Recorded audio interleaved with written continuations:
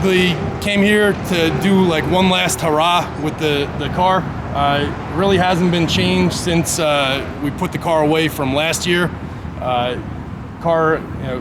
Shop was Maximum PSI and Bimmer Clinic. That's my company and my partner Bill's.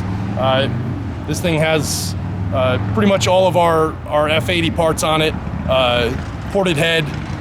It has stock valve springs right now. Rod and piston package. Dodson clutches. Sportsman's Plus. It's got an evolution of speed intake and port injection setup. Evolution of speed intercooler. It has fuel-lit stage 4 pumps, lines, regulator. And then as far as the car itself, it's got drive shaft shop, drive shaft and axles. Made a little modification to fit on this platform. We're working on making some tweaks so that it's more of a bolt-on deal. Pretty much today, right out the bat, we came here with a little bit more power than last year, and it started 60 foot and better.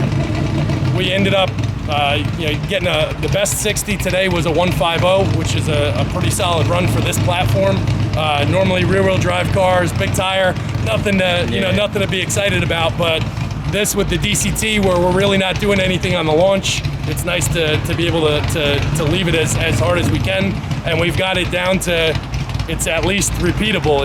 It's not a science. It's not competitive based on the timeline of how you launch, but at least on a day like today, we can go out and we did like 4 or 5 mid to low or 9-second passes. Best run we did was a 9.3 at 151, which is a new record for the platform.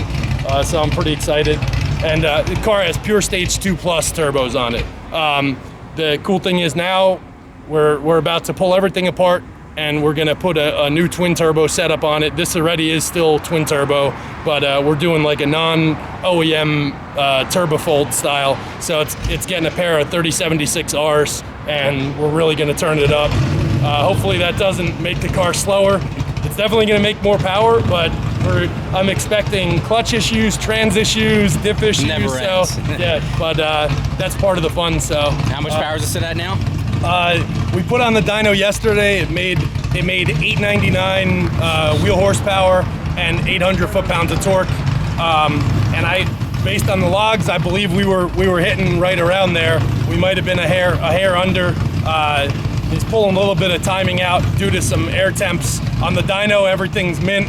You start running this in 4th, 5th gear up top, we're getting some pretty high air temps. We're just running a ton of boost. So hopefully with the bigger turbos, we'll be able to have a bit more efficient setup. So well, congrats on the record. Thanks for getting the majority of the runs. Yeah. You were my personal cameraman today. So yeah, it worked out. And Jordan was throwing down.